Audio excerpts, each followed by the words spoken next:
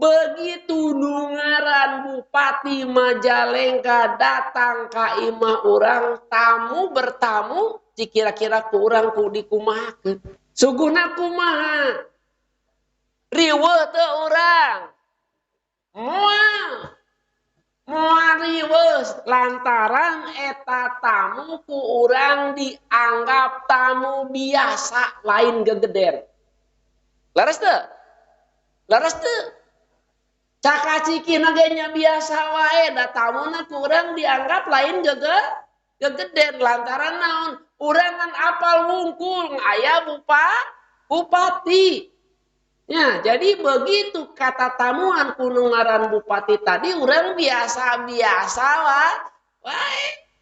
Nah kitu urang kures baheula apal. Nya ayana Allah ngan manehna teu kenal ka Gusti Allah. Jadi teu nempatkeun Gusti Allah dina posisina nu sakuduna. Teu beda tadi urang.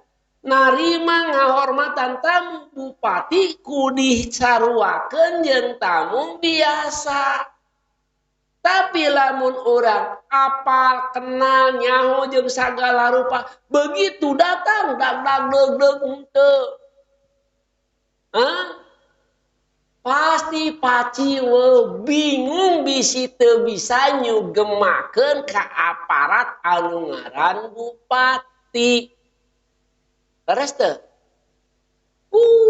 Datang ka meuli dag deug ka ditu berka dieu berka ditu minta bantuan ka tatangga. Assalamualaikum ieu bantuan uing. Aya tamu bupati da nyaho. Nya, riweuh. Gitu kudu tapakur urang tempatkeun posisi Gusti Allah dina tempat anu hakna munggu Gusti Allah.